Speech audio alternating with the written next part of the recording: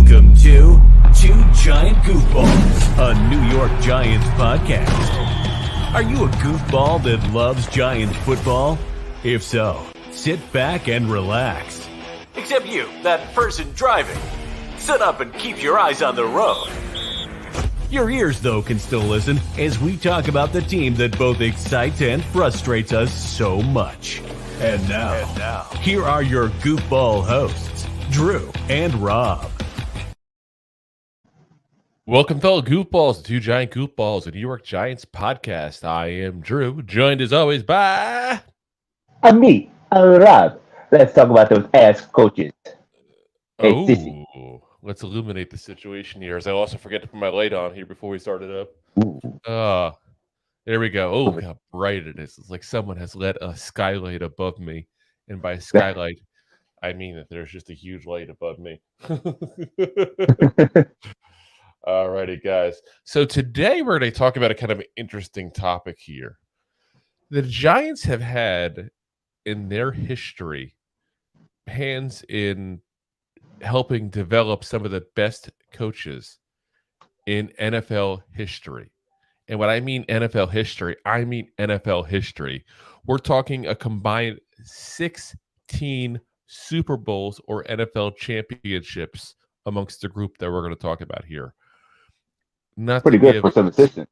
Yeah, not to give spoiler alerts here, but we're talking the best coach in New England Patriots history, the best coach in Green Bay Packers history, the best coach in Dallas Cowboy history, the second best coach in the Washington franchise's history, the best coach of the Saints ever, the best coach of the Panthers ever, the second best coach of the Chiefs ever. We're talking about some big names here. Some big names. The scary thing is our list of assistants who went on to do great things elsewhere in the NFL is actually probably much more impressive than the list of Giants coaches. That's why you hire from within, huh? I'm just saying, it definitely is one of those things that you can sit there and say, that's legitimate a thing, that we've had better coaches that have gone on elsewhere to do things than actually with the team that helped get them their start here. It's kind of scary and sad at the same time. Alrighty. So let's start off the list here. So we're going to do this based on how they performed overall as a head coach. So starting at the way bottom here. Way bottom. Down at the bottom is Harlan Svare, who was our defensive coordinator in 1953 and 1954. Ended up being the Rams head coach from 1971 to 1973. Signed a 10-year contract. Only got to see a few years of that contract. In fact, reminds me of another coach of mine in history. Yeah. Only there was no emails back then. Yeah. He was actually their GM as well from 1971 to 1976. So he did hold on to that part of the role. For his career as a head coach, 21 and 48. That's a 30.4% winning percentage. Oh, buenos. Not very good. So remember, we said 3 seasons. So that's in that 3 seasons. That's pretty bad. Say the least. That's 7 wins a season at that point in those 3 seasons. They're not good. So yeah, then on to, I won't even talk long about him. There's not much to talk about. He kind of stunk. Yeah, I was about to say. Don't talk much about the Duke. That's why he's at the bottom. The second guy here on our list, Al Groh, was our linebackers coach from 1989 to 1990. Was our DC in 91. Obviously was a one-time Super Bowl champ with us thanks to the 1990 season. There was a linebacker coach. Was the Jets head coach in the year 2000. That was the year that Bill Parcells just left. Went 9-7. What does he do? He just scratches teeth on the way out. Well, he was 9-7. It could have been a lot worse, but obviously, Bill Parcells was gone after that as the GM. New GM comes in. He wants a new head coach, of course. So he just never really got a shot as a head coach again with the NFL, at least, because he goes on to be the head coach of the Virginia football team after that, where he goes 85-92, 3-2 in bowl games. Not that we're talking too much in the college stuff, but I like to give the what happened afterwards as well with that. So, all righty. Next up, this is a name I think a lot of Giants fans remember. This guy has been basically a defensive coordinator with almost every single team in the NFL, it feels like. It's like, oh, you're an NFL team. When do you hire him? Yeah. He's been around the block. He's been around. He does good enough job. He's a good DC, and that's the thing. That's why he keeps getting jobs there. We were the first team to give him the chance to be a defensive coordinator. Since then, 7 other teams have given him that shot. So literally a quarter of the league has employed this man as defensive coordinator. Yeah. That's not even including his head coach. No, I'm saying that's not even including also position coaches and stuff like that, because he was a linebackers coach for other teams as well, including the Saints and all. We're talking about Mike Nolan, defensive coordinator from 1993 to 1996. He was the 49ers head coach from 2005 to 2008. He's currently the head coach of the Michigan Panthers of the USFL, which I thought was interesting. I don't think of Michigan and Panthers, do you? It's like, no. I mean, is there even Panthers in the state of Michigan? I mean, there's none in North Carolina either, but there might be. There's some here in Florida. I'm going to look this up now. Map of where Panthers live in the U.S. I'm going to look this up now. I'm curious. There can't be Panthers in the state. Yeah, they have mountain lions up there. They got some cougars over at Buenos Aires. Yeah. Ooh. I had to go there. We got the cougars, but not the right mountain lion. I'm not seeing a single spot besides Florida for Panthers, which is weird. So, yeah, they're definitely not Michigan. I can't imagine Michigan as Panthers. Anyway, we go on our tangent about the map of where the wildlife. Yes. Welcome to Two Giant Goofballs. We talk about wildlife exploration along with NFL. That's the geographics. You want to look at this beauty over here, this panther in Michigan. Anyway, his career 17-36 as a head coach of the 49ers. That's not very good. I was going to say that was some dog awful years for the Niners. 32.1 win percentage. And as a USFL coach so far has gone 4-6. Not very good there either. So the only reason we'll list him higher than Al Groh is at least he's had a chance for a couple of seasons. Like Al was like one and done. He didn't really get the chance to see the whole thing. Plus, obviously, his season was kind of a letdown after the really good Parcells years with the Jets. All righty. Yeah. Next up is a guy that is near and dear to Giants' hearts. Oh, yes. We're talking about one of the favorite guys. He was actually a head coach for us. Oh, yes, he was. Steve Spagnuolo. Now, we'll get to that, why he was a head coach for us. So people may be forgetting this one. Defensive coordinator for us. And obviously won a Super Bowl with us there in 2007. So it's only 2 years he spent as a DC in 07 and 08. And it's weird because I remember him in that Super Bowl run being with us much longer, it seems, That's what it felt like.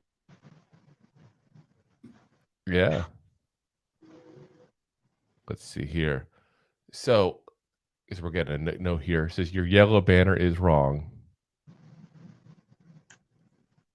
I'm going to have to look at that in a second. No, it says right. Deb's saying our banner is yellow. Here, a yellow banner is wrong. She says yellow banner is wrong. It says buy me a cup of coffee. It's buy me a coffee. Just saying. Did we mess that up? Wait a minute. Wait a minute here. It is buymeacoffee.com, not buy me a cup of coffee. Thank you, Deb, for pointing out my stupidity. I'll take full blame for that one. Oh, my Way to not do it. Way to Joe Judge. I'll have to take that's definitely a Joe Judge kind of move. Anyway, like I said, I remember Steve Spagnuolo as a defensive coordinator, and it felt like it was a lot longer his first run with us than just the 2 years. Obviously, he had his time afterwards with us. He'd spent another 3 years as the defensive coordinator later on down the line again. But it feels like that first run was much longer. But yeah, just 2 years. Got the 1 Super Bowl ring, went off to be the Saints head coach, the St. Louis Saints, not to be confused with the LA Saints. I mean, that's Saints. I said Saints Rams. Wow. Yeah, I was about to say. Wow. Getting so sidetracked there. You had another one of our assistant. You have another assistant coach of ours that I do. He'll be coming up later. But yeah, he spent just the 2 years with us at DC and then goes to be the head coach of the St. Louis Rams, not to be confused with the LA Rams or the many other teams at that point they've been. But he was also, again, our defensive coordinator again in 2015 and 2017, was the interim head coach at the end of 2017 as well. And that's where people forget there. He was the interim head coach for a little while for us as well. Now, obviously, he's the defensive coordinator for the Kansas City Chiefs, and he's now a 2-time Super Bowl champ with them. So he's got 3 rings as a defensive coordinator. That's pretty dang impressive. By the way, we didn't even include that in the 16 rings we talked about before. So that's pretty dang impressive. As a head coach, he went 11-41 with a 21.2% winning percentage there. Whoa. But again, he got the job with 2 teams. He had, 3 and change seasons at that point as one. And you got to give him a little credit and put him high up on the list because of how successful he's been as a defensive coordinator post us. I mean, he was an assistant coach for us, and he's been one of the best assistant coaches in modern times.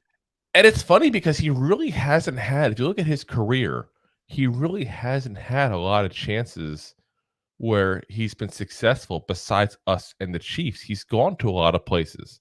He left when he stopped being the Rams head coach. He was a DC for the Saints for 1 season.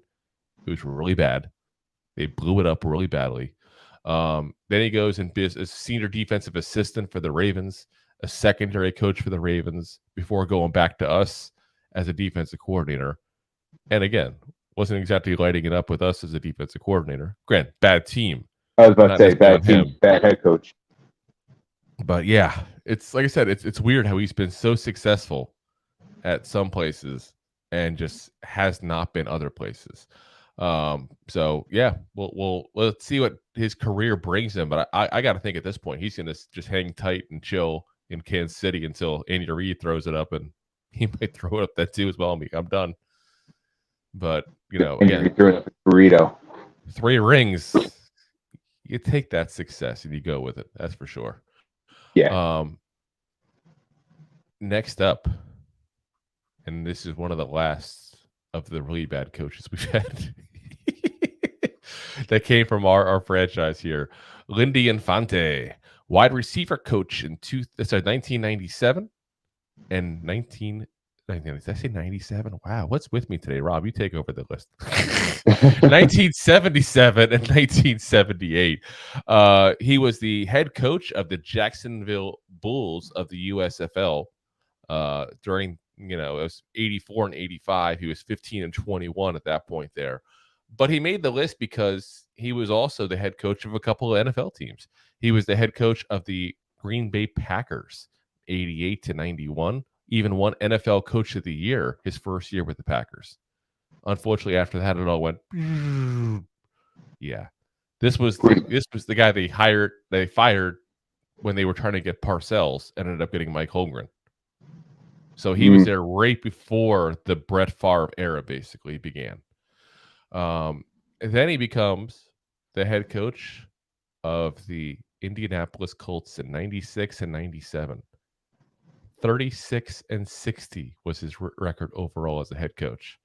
37.5 winning percentage with one playoff appearance, going 0-1 in that playoffs. At least he got to the playoffs one year. But he also had really bad luck of getting out or getting fired as a head coach right before that team drafted a really good quarterback. Exactly. So I was about to make that comment with the Colts. Same thing. He got Just out. Right as they're about to get Peyton Manning there. But you got to also look at the fact that they got Peyton Manning because the Colts were so bad in 97. This is true. So it's not like they won some lottery. This is not the NBA we're talking here. So it's his fault. Brett Favre went to Falcons.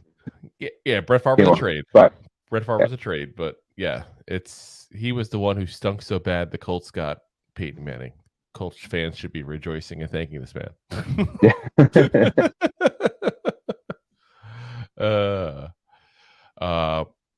Next up, almost forgot, we do have two other guys actually that have losing records still. Romeo Crennel. Romeo. Yes. Where is that Romeo? I don't know. Where art thou, Romeo? Because I think he's retired at this point. Would hope so at his age. Yeah, he's special team coach for the New York Giants from 1981 to 1989. Defensive line coach from 1990 to 1992. So 2-time Super Bowl champ there with the Giants. Part of that Bill Parcells era. Then goes off to the Patriots. Gets 3 more Super Bowls as an assistant there. 5 Super Bowl rings. It's pretty damn impressive. Yeah. What's not so impressive, though, is his head coaching experience. When you get 5, real fast, you get 5 Super Bowl rings. Do you just go all one hand like Thanos, or you decide to do like match? I would, Thanos was not a thing, keep in mind, back in these days here, but I would say that now, and I would do all 5 and say inevitable quite often. Yeah, it is inevitable. So overall for his head coaching career, he was the Browns head coach from 2005 to 2008. He was the Chiefs interim head coach in 2011. He was the Chiefs regular coach in 2012. He was also the Texans interim head coach in 2020. Overall record as a head coach, 32 and 63 with a 33.7 win percentage. Yeah. Well, if he was playing baseball, he'd be doing all right. Exactly. And it's funny because I think people are listening to what we're saying going, oh my God, I thought you said we're going to have some of the best coaches ever in the NFL history. Where are these guys? When did they come up? We didn't say they were all the best coaches. We got one more guy who ended up below 500. Joe Walton. We talked about him. We talked about some of the best tight ends in Giants history. He was a scout for us, 65 to 68. He was our wide receiver coach, 69 to 73. Later on, he becomes the Jets head coach. So if that name rings a bell for anybody who's a Jet fan, I might be listening. That's what it is. So as a Jets head coach, 1983 to 1989. So basically most of the 90s there. 53 and 57 record as a head coach there with the Jets. 48.2% winning percentage. 1-2 as a playoff record. And I'm going to say this, and this may tick off some Jet fans a little, but we talked about Bill Parcells is the only one with a winning record, playing, coaching more than 2 seasons for the New York Jets. That being said, 53 and 57 is not a bad record for the Jets. For the Jets, yeah, that's the scariest part. That's one of the best times of their franchise. I guess you would say he's a top 5 coach for the Jets. He probably was. That's the scary part. He probably was. All righty. Off from the scrubs. Yeah. On to I don't want no scrub. Scrub is a coach you can't get. No rings as a head coach. Speaking of head coaches who can't get rings, next up we have Marty Schottenheimer. Anyway. Who honestly is probably known as one of the best head coaches to ever not get a ring. This guy was a hell of a coach, succeeded multiple places, and just never could be the guy to finish the job and get over the finish line here. So now that we're on to some of the more winning quarterbacks here, we'll give you a little more history on them overall. So Marty Schottenheimer was our defensive coordinator, 1977. We're going way back. He then became the Lions linebacker coach, 78-79. Then the Browns defensive coordinator from 1980 to 84. Then he started becoming a head coach and just kept on getting it here. Job after job after job, because he just kept on doing it well. He was doing it and doing it and doing it well. Browns head coach, 1984 to 1988. We're talking the Bernie Kosar years, some of the best years in Browns history. Not that saying much. Yeah. No. Oops, did I say that? Chiefs head coach, 1989 to 1998. And I think that's where most of us remember him, is as a Chief. He had freaking amazing years with the Chiefs. We're talking coaching literally some of the greatest players to ever wear that uniform. Unfortunately, not Patrick Mahomes for his. He did get the tail end of Joe Montana, though. He did get the tail end of Joe Montana. So Joe Montana. No, not Joe Montana. He also obviously coached the famous Derek Thomas. Obviously, somebody who is still revered pretty highly in NFL circles as well. Past that, he was the Washington coach in 2001. He also coached the Chargers 2002 to 2006. So he was there. And that's an interesting part of it. Yes, in San Diego. But he was also there for the whole Eli fiasco, where Eli didn't want to play for them. He was already the coach for a couple of years. That's interesting. And when we're looking at this list, that's when I kind of realized that. I knew him as the coach of the Phillip Rivers Chargers, obviously. But I didn't realize he was already there for a couple of years. So that means that Eli basically didn't want to play for Marty Schottenheimer. Yeah. And really good coach, though. I mean, obviously, it was more the franchise. It wasn't Marty. But remember, the Chiefs basically fired him because he couldn't get the job done there either to finalize it for the team that they thought should have been winning rings, basically. And then they hired Norv Turner to be his replacement. I don't know why they thought that would be an improvement. Oh, yeah. That was like, ugh. For his career, one-time NFL Coach of the Year, two-time PFWA Coach of the Year, one-time UPI Coach of the Year, two-time AFC Coach of the Year. He's in the Kansas City Chiefs Hall of Fame. Not a bad career. Yeah. For his career record, 200 wins against 126 losses and one tie. That's a 61.3% win percentage there. That's pretty damn good. Not a lot of coaches have that kind of record. The interesting thing was with him too was the postseason part. So 5-13, like we said, couldn't get it done. What does that tell you? 5-13. That means he made at least, and I have to look up individual ones there to see, but at least 8 times he was one and done in the postseason. Yeah, at least. That's not good. That's Peyton Manning bad. Oops, did I say that? People hate when I point out how bad Peyton was in the postseason. Yeah, it's like I said, it's the one knock on him. He couldn't bring home the Super Bowl. Couldn't get the team over the hump. He was known as the guy that can get you to the hump. Couldn't quite hop you over there. And at least Peyton Manning got to the Super Bowl a little more often. He did, but let's be honest, he got dragged to that second one. Yeah. Broncos didn't go to the second one because of Peyton. They had pinched Peyton for Brock Osweiler. This is true. Call it what it is. Now, there's a happy ending to the story of Marty Schottenheimer. His last coaching job, he went to go coach the Virginia Destroyers, was their head coach and GM in 2011. was the UFL Coach of the Year and UFL champ. Very short season, though. Very short season. They were 3-1.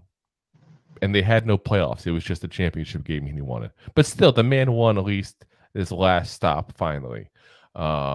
So, good ending to the story there. His coaching tree. Yes, he did. He went to Disneyland and Disney World and Euro Disney. He did a whole trip of all the Disneys. By the way, there actually is a trip where you can do that. Ooh. Yeah, I saw that. It's like they literally have a private plane and they jet people around the world to different Disneys. It's a lot of money. Let me put it this way. Marty Schottenheimer could afford it. We can't. Yeah.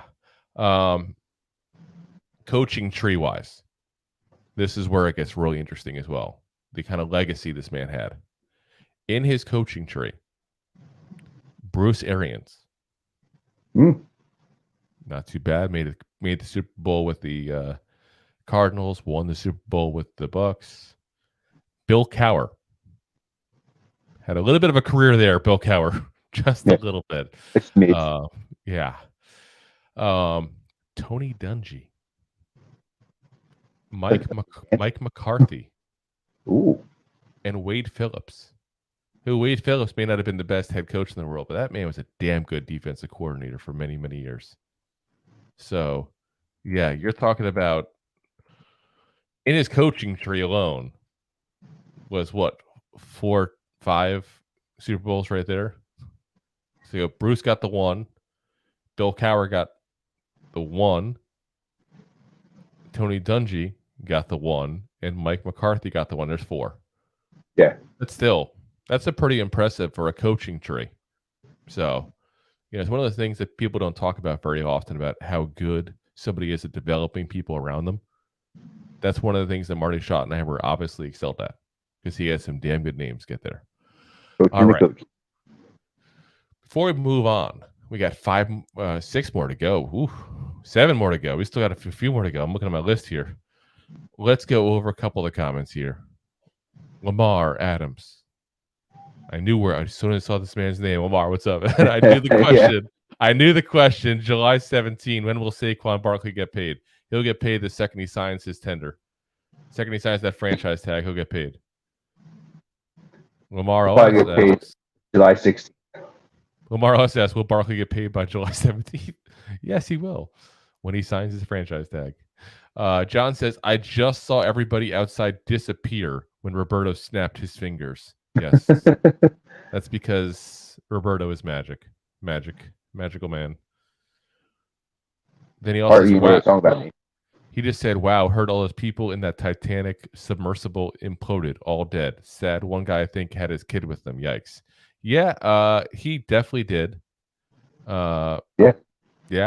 I mean, I'll put it this way. This is why you don't go into a tiny little sub made by somebody who uses a light from Camping World and all this kind of stuff. Like with a PlayStation remote. And not even a PlayStation remote. It was a Logitech knockoff remote for a PlayStation.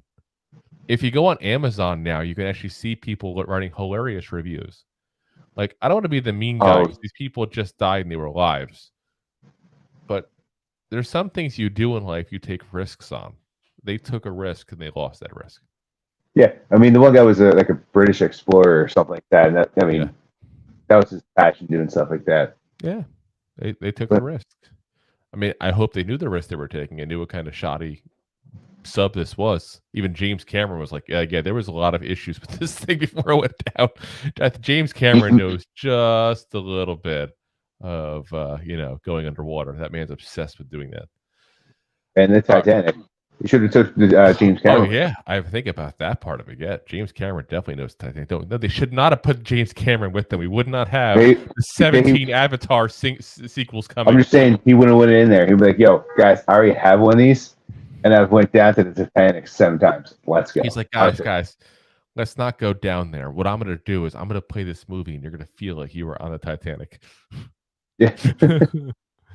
No word yet if the band was playing as the sub imploded. Wow, I know. I mean. All right. Anyway, Beef says he's not getting paid, it's either sign the tag or set. He's either going to listen. I think she means sit, but I mean, he's not going to sit, guys. It's not going to happen. Yeah. And then John says, I always say you might have yards, TDs, Peyton, but Eli got 2 Super Bowls before you and beat Brady twice in the Super Bowl and beat the undefeated team. The big thing is Eli got his team there. Eli won the Super Bowl twice. Peyton got dragged. And I forget the number. We've talked about this before in the show, but I don't have the number in front of me. Was it 9 times that Peyton went in the postseason and lost in the very first round that he was in? I don't know if it was 9. I think he probably went 9 times, right? He got 13. He went more than 9 times. Man, how long was his career? 13 years. 98 is when he is when he got drafted. Yeah. And he was in the playoffs every single year. That's the one thing you'd say is that's true. He had the 1 year where he messed up his neck. You know what I mean? Yeah. It's one of the. So let's see. I'll look it up even for you. So 2000, he won 1 game. Then 2003, he lost immediately. Won 2 and 4. Won 1 and 5. And then 6, he was out immediately. 7 was when they won that Super Bowl. 8, he was out immediately. 9, he was out immediately. 10 was also Super Bowl. That's the one they lost. 11 out immediately. 13 out immediately. 14 was the Super Bowl. And then, yeah, it's a lot of losses here, guys. I'd have to look at the exact numbers. He had a record of 14 and 13 in his playoff career. That's not very good. And he went to the Super Bowl, 4 times? He went a bunch of times. That's what I'm saying. So there's plenty of times where he won straight up. 2 and 2 in those. Yeah, that's what I'm saying. He went 4 times, 2 and 2. So took him twice as long to tie Eli. 14, 13. So you might be. I'm saying you might be right. It might be about 9. You counted 6 as I was counting as you were going through. Yeah. The one I was on wasn't a complete list, but yeah, I mean, I want to say it was 8 or 9 times he was one and done in the postseason. He just wasn't clutch like Eli was. Anyway, let's go to coaches that were clutch. Oh, segue. First up on our final coaches here. This guy is a fox. His name is John Fox. What does the fox say? We lost in the Super Bowl. One of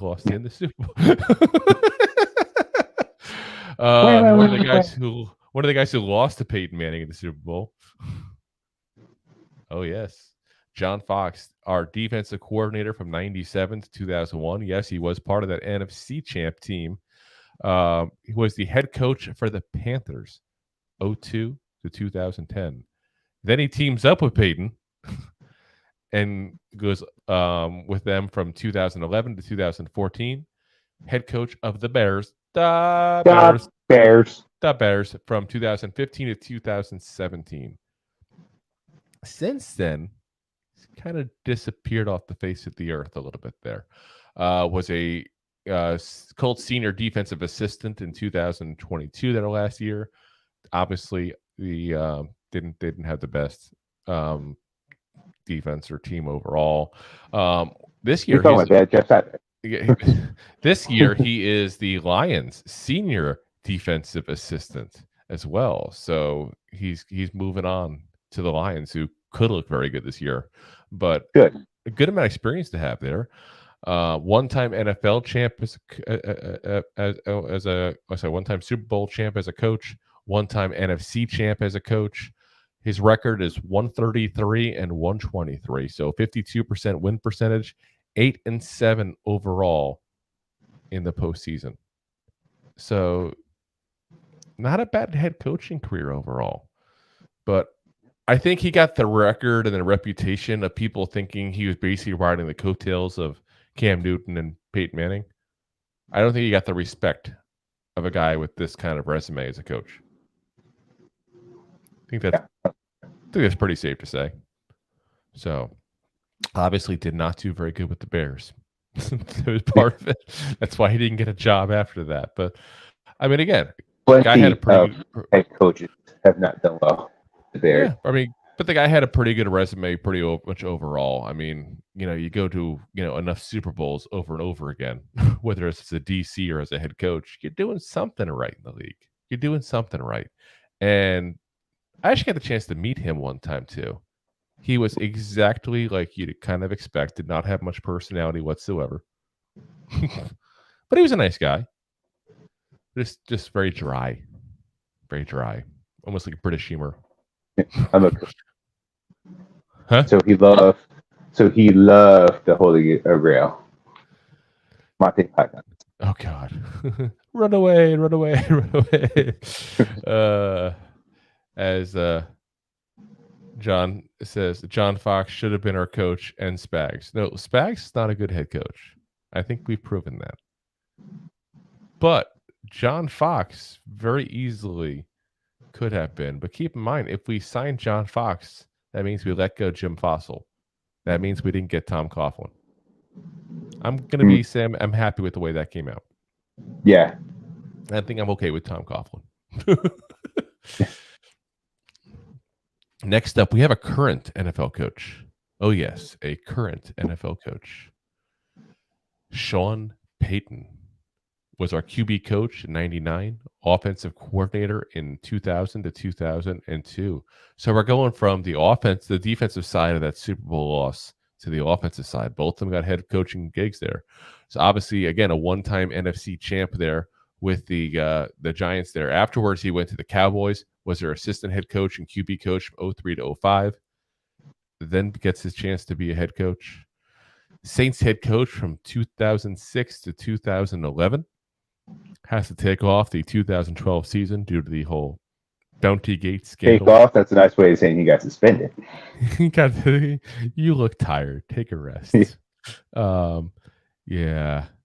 You just paid players to bash the offense? You're tired. Take a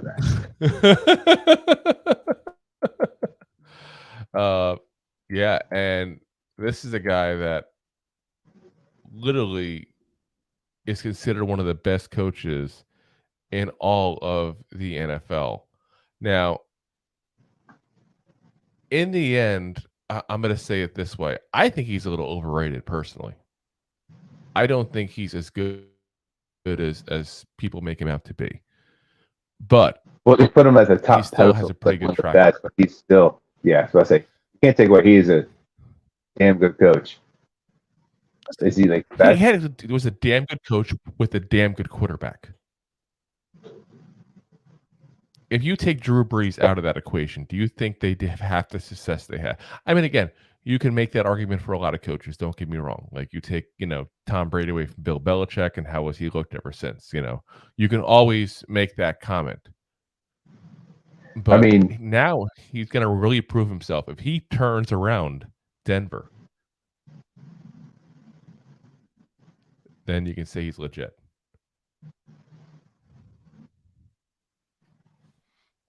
Yeah. Because that's where he's now at. He's now a Denver Bronco. One-time Super Bowl champ, one-time AP Coach of the Year, 152-89 record, 63.1 win percentage, but he's 9-8 in the postseason. Not exactly the best record, especially when you consider the fact that they did get the one Super Bowl, obviously. So they got 3 or 4 wins in that one season alone. So if you take out that one season, he's below 500. Yeah, it was probably what, like 3, because they won that division. And I want to say there were a lot of one and dones. Yeah, but they had a couple of issues, obviously, like the pass interference call that wasn't called and stuff like that. There's a couple of things that you could sit there and say didn't go their way.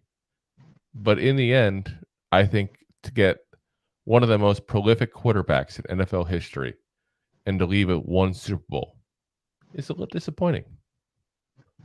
It's also an NFL. It's not easy. Listen, dude, I ain't saying it easy. But here's the thing. Let's talk about this for a second. Obviously, Dan Marino is considered the best Hall of Fame quarterback to never get a ring. I mean, that's pretty safe to say, I think, correct? Yeah. Who would you say is the second best? I can tell you. Because the best ones get rings. Yeah. There's not many that don't. So getting one ring with him, to me, is like the bare minimum. You got the bare minimum you should have gotten out of Drew Brees' career. I mean, there was also a lot of other pretty good quarterbacks. There was.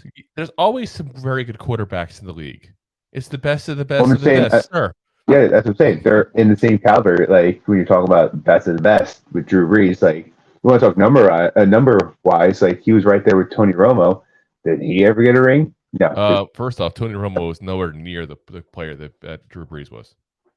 You But want if to you put look him at the up numbers. with people. You put him with people. You put him with the best. You put him with the Bradys. You put him with the You're right. Favres, I'm just talking about Rodgers. number wise. You want to Put talk him with about the numbers season to seasons? They're Yeah. pretty comparable. season to season. Yeah. I don't think they are.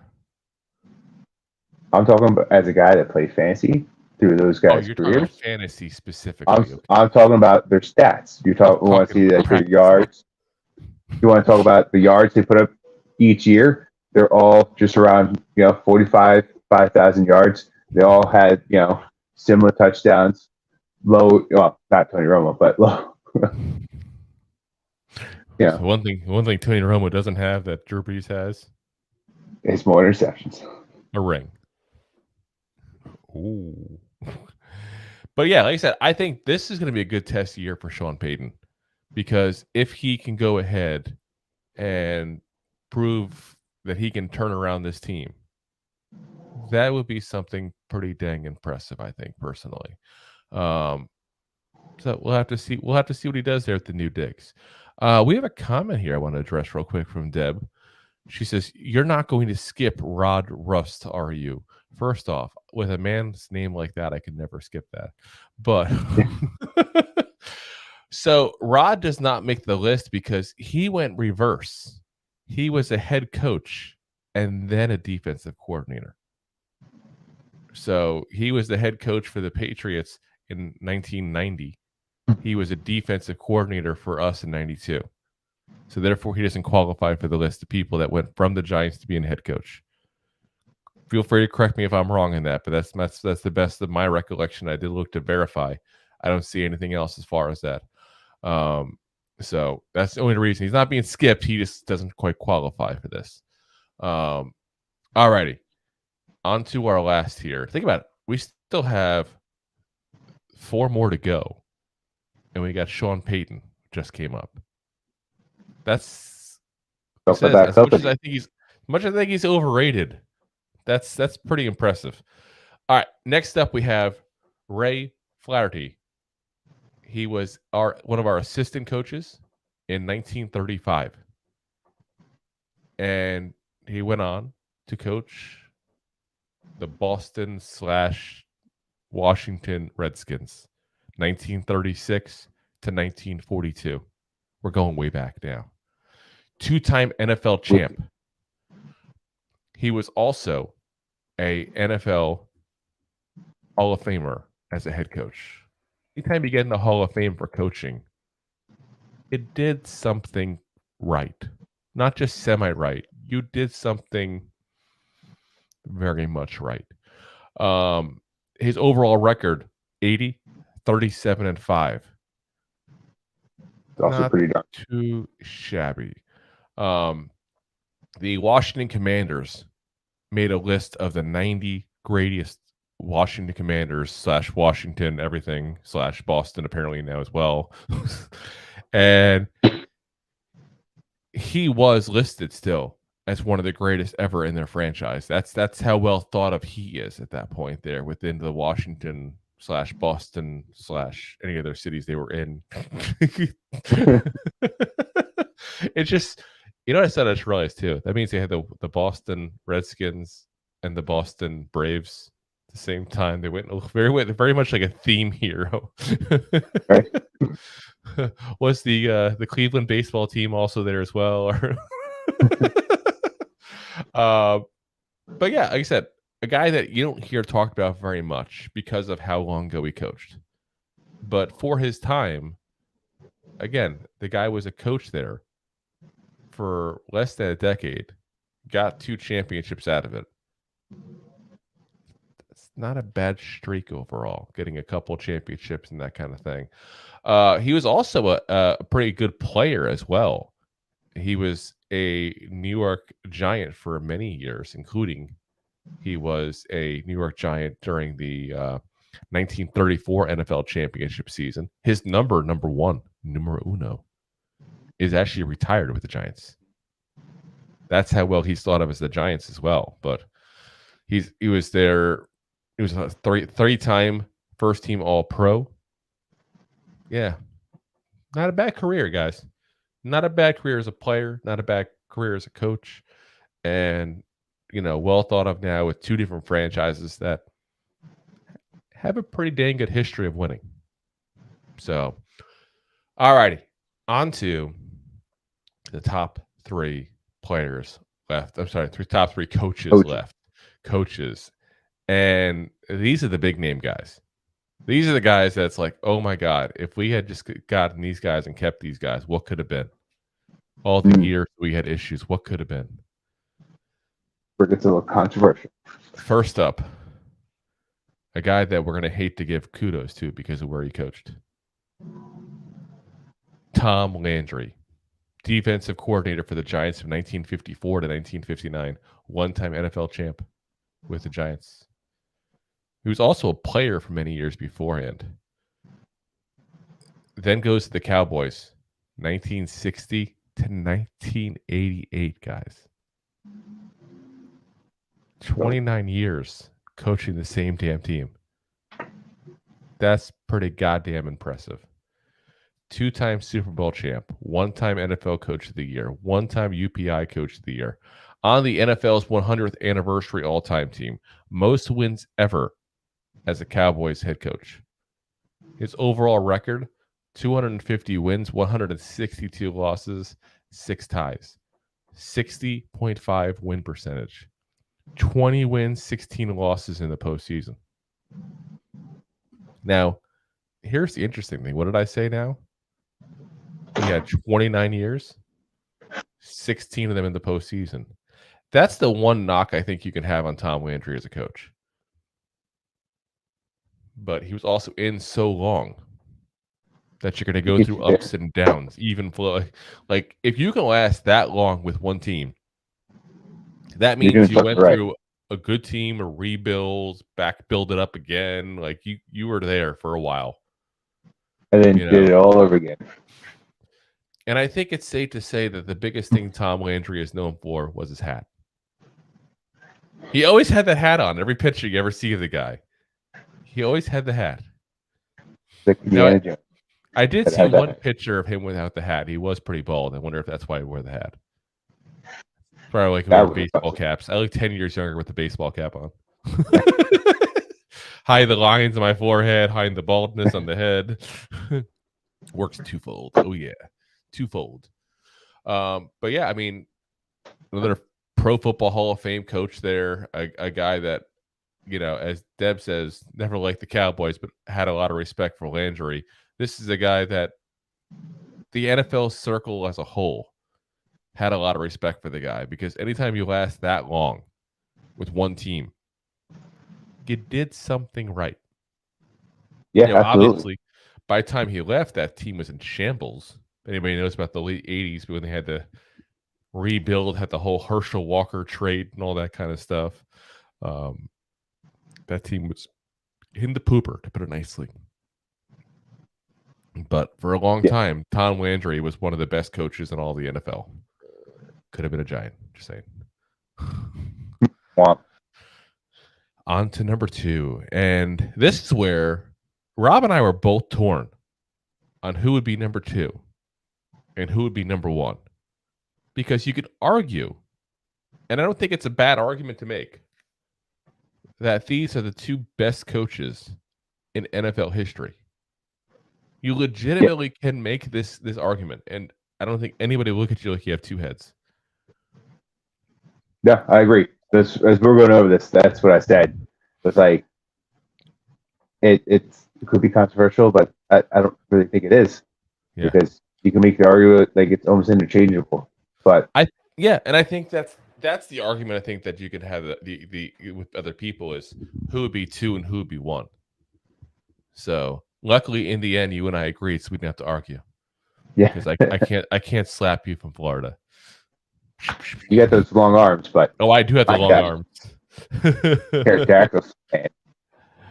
So number 2 is Vince Lombardi, who until within the last 20 years or so, I think people would have said clearly was the best coach ever in the NFL. Yeah. Giants offensive coordinator, 1954 to 1958. One-time NFL champ with the New York Giants, obviously. Head coach and GM for the Green Bay Packers from 1959 to 1967. Packers GM also in 1968. He just stopped being the coach. Goes over to Washington. Was their head coach and GM 1969, the start of 1970, which is when he actually passed. As a coach, 2-time Super Bowl champ. Which ones you win? The very first 2. Mm-hmm. So not only is he the first Super Bowl winner all time, he was the first 2-time Super Bowl winner all time because he won the first 2 Super Bowls. 3-time NFL champ before the Super Bowl became a thing. By the way, some of those were against the Giants. Hurts a little. Yeah. 2-time NFL Coach of the Year. His record as a head coach, 105, 35, and 6. That's a 73.8 win percentage. My God. That's insanity. So he won almost 3/4 of the games he coached, including a stint in D.C. I'm just going to throw that out there. Had to knock the D.C. fans a little bit there. 9-1 record in the playoffs. 9-1. Only one time did he go to the playoffs and not win. That means it all. Yeah.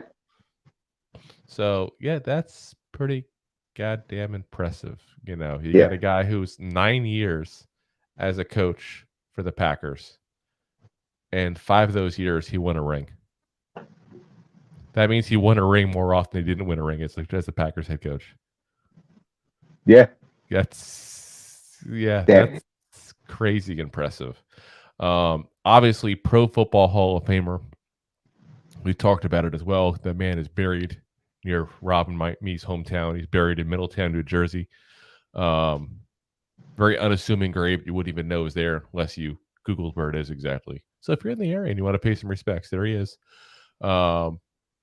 Just absolute legend though in the NFL, man. Absolute legend. Like you're talking like when the NFL Films does like the most inspirational speeches of all time.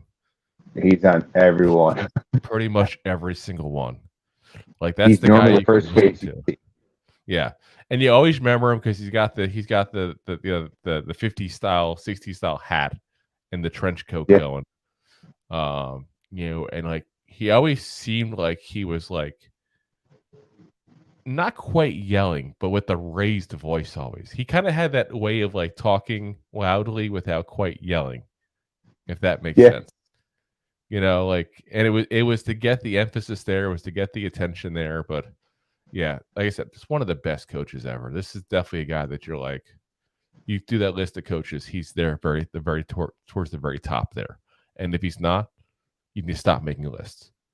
Yeah, you don't know football. You messed up somewhere. Yeah, you do messed up somewhere. That's for sure.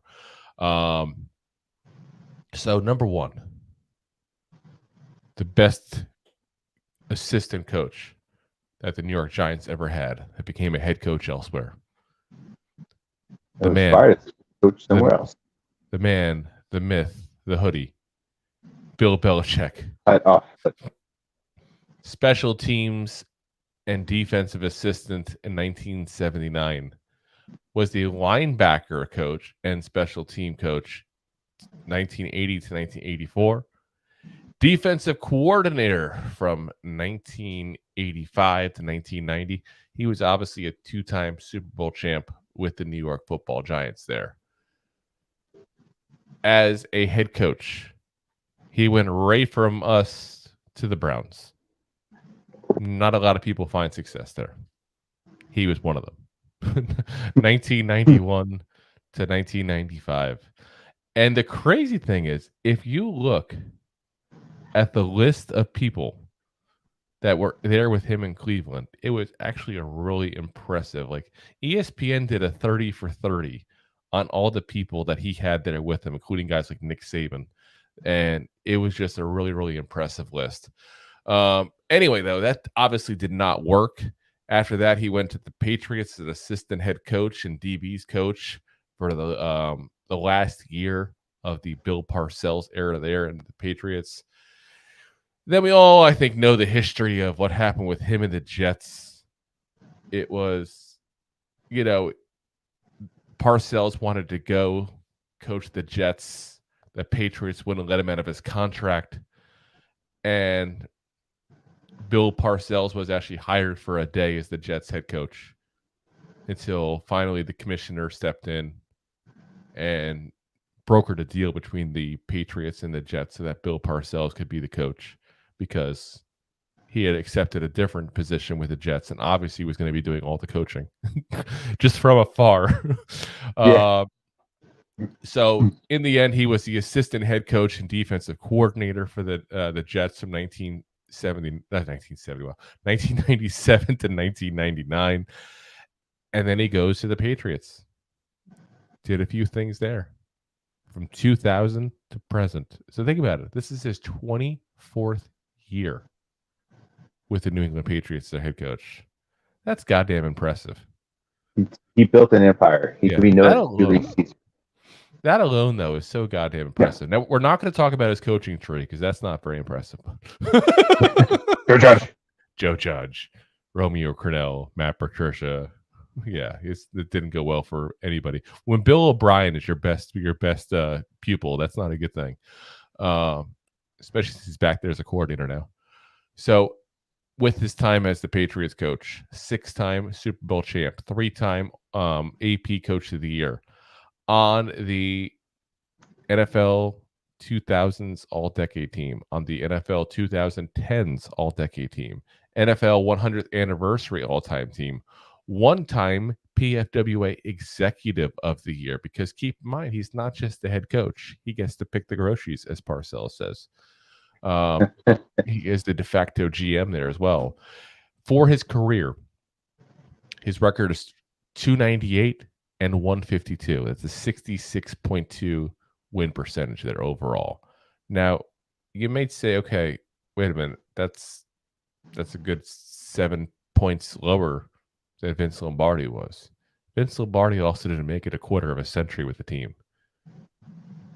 He also doesn't have all the same stats. He doesn't have as many Super Bowl wins. That's the scary thing. 6-time Super Bowl win. I mean, Vince Lombardi had 5 rings. It was close on that part. It's just, to me, it's the length is what it is. Overall. Now, for his record in the postseason, he's 31-13. It's goddamn impressive. Here's the records that Bill Belichick has in the NFL. Most Super Bowl wins. And that's 8 overall. Yeah. 2 with us as a DC, 6 overall as a head coach. Most Super Bowl wins as a head coach with 6. Most Super Bowl appearances, 12. He's been in 12 Super Bowls between being a DC and a head coach. Most Super Bowl appearances as a head coach, 9. Most playoff wins as a head coach, 31.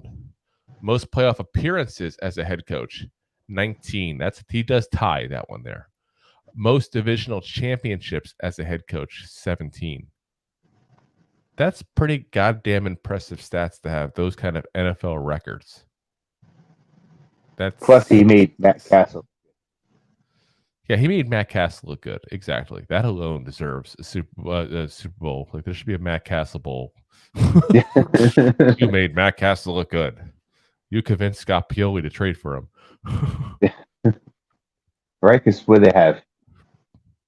they won 9 games that year when Tom Brady tore his ACL? It was 9 or 10. I remember they were a team that just barely didn't make the playoffs. And everybody's like, "Oh my God, what happened?" And then he went off to Matt Castle went to the Titans. I want to say, did he go to the Seahawks first and lose to Russell Wilson? Who was that? I know he went to the Chiefs, obviously. We'll have to look at who that was. Oh, that was Matt Flynn. I got the wrong Matt. Matt Flynn's the one that Russell Wilson beat out in the preseason. So yeah, he went right to the Chiefs. He went right to the Chiefs and looked like crap. Immediately. But he kept on getting jobs for a little while, that's for sure. I mean, he was in the NFL and had a nice little career there. Obviously got a nice little paycheck as well. But yeah, he was never going to be a good quarterback. I don't know why people thought that. Yeah, he played with the Chiefs 09 to 12, Vikings 13 to 14, Bills in 15, Cowboys in 15, Titans in 16, 17, Lions in 18. Yeah. That's pretty crazy there. Let's get to the comments here. So we had a couple comments, and Deb just put one up I really want to talk about there.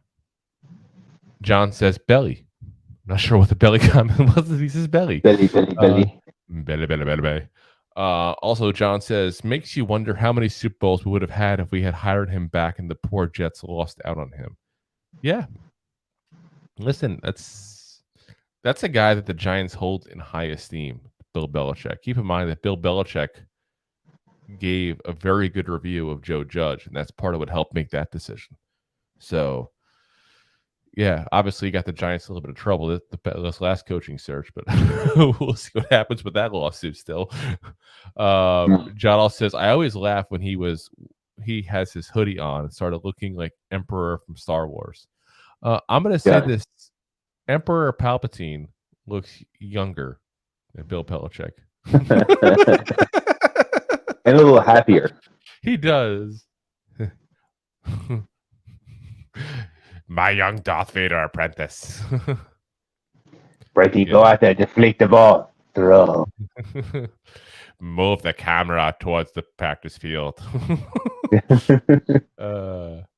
Let's see here. He says, Belichick's player is doing good as a head coach. Vrabel. Listen, 100% Vrabel has been the best that was in New England that became a head coach, but he wasn't a coach with Belichick. He wasn't. He was a coach, was it Ohio State, I want to say, and then the Texans. I'd have to look it up, but I believe that's going to be correct. So now you're going to make me look it up because it's going to drive me nuts. I'm that person. Like, if I don't know it off the top of my head, it drives me nuts. It really does. Let's see here. Oh, my God. Sometimes I just amaze myself. Went to Ohio State in 2011 as a linebackers coach and 12 to 13 as a defensive line coach. Then went to the Texans as a linebacker coach, 14 to 16. Defensive coordinator, 17. And then Texans head coach in 18 onward. Whew. It's almost like an undoing. Almost. Almost.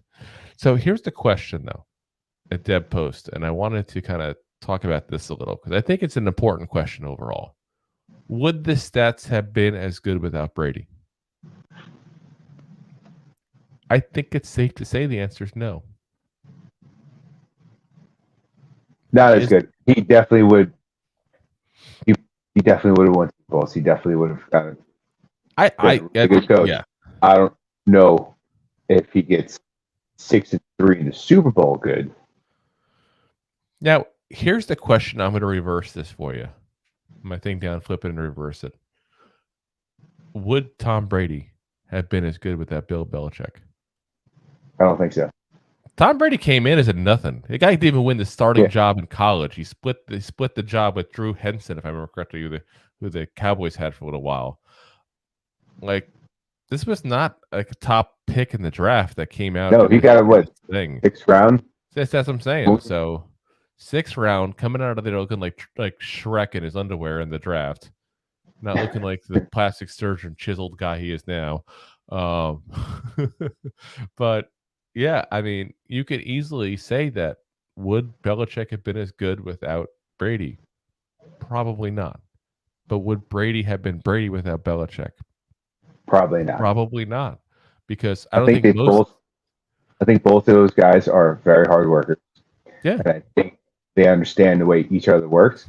And it was good coupling. They were very comfortable. And I think it's also I think it's safe to say that in the end, that if it wasn't for Belichick having faith in him, I think a lot of guys would have looked to get another quarterback in when, Drew Bledsoe went down there, and was that 2001 or 2000? Belichick stuck by. He didn't freak out. Just did his thing. He brought Brady around slowly. He didn't try to shove him right into the spotlight and put it all on him. He handled him in a way that helped Brady get as good as he did. Yeah. And a lot of coaches wouldn't have done that. No. I mean, some of y'all might remember, too, like that was the whole thing with Garoppolo. He was supposed to sit behind Tom Brady and then replace Brady. Yep. And that was a big controversy. What was that, 2017, 18?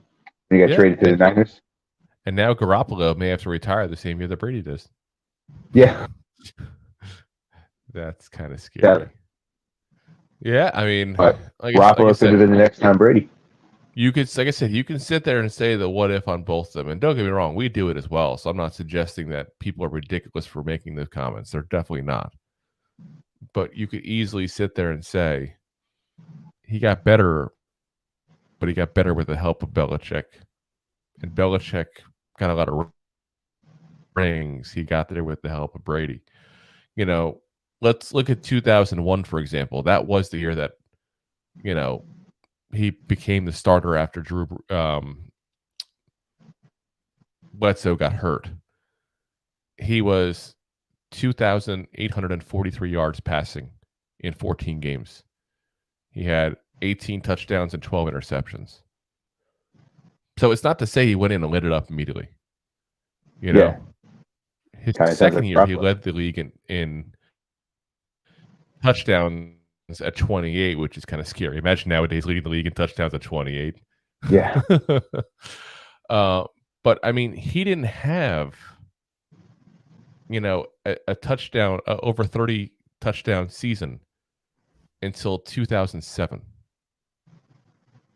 That's 6 years of starting without hitting that. He didn't hit 4,000 yards until 2005. He was like one of those quarterbacks that kind of flipped up and down off the bat. But I'm saying he wasn't amazing right off the bat. He was a guy that took some time to develop. As much as we remember him the GOAT as he was, especially towards the end there, this is still a guy who didn't hit the ground running. Took some time to develop. Looked good in the beginning. Don't get me wrong. He's a Pro Bowler his first season. But when you're doing that many interceptions and you're only throwing 189 yards a game, I wouldn't exactly say lighting the world on fire. Yeah. So, like I said, long story short, to answer your question, Deb, no, he would not have been as good without Brady. But again, the flipping is true as well, that Brady would not have been as good without Belichick. But in the end, luckily they had each other, because the two of them end up as the GOATs, the greatest coach of all time, the greatest quarterback of all time in NFL history. They're like two peas in a pod. Yep. Two peas. So, all righty, guys. So, we're going to take a break for the weekend here. It's Thursday night, guys. Remember, we don't do Fridays anymore. It's all about the Thursdays. So, we'll be back again on Monday. And I think it's going to be time to start breaking into the defense a little bit. And I know the one everybody's really looking forward to is talking about the pass rushers. That's the big one. So what do you think, Rob? Let's talk about some pass rushers on Monday. Oh, yeah. That's going to be the interesting one, because it's hard to do a breakdown positionally in some respects with defense, because there's a 3-4, there's a 4-3. There's some differences. So let's just talk pass rushers on Monday, because that's the one that I think everybody really wants to hear. Who's the top pass rushers? I'll take a wild stab at who the first top 2 picks will be. Yeah. Who's number 1? Goat. Next cat widens. So, yeah, we'll get into that for you guys there. Heads up as well that we're going to actually have a couple pre-recorded episodes next week as well for you guys. I am once again going on vacation. So Rob and I will be doing a couple of episodes over the weekend to post for you guys Wednesday and Thursday for you as well. So we never miss a beat, even when I'm not around in different states. So I'll be spending a little time in my lake house there. It's nice. I like the lake. I like it a lot.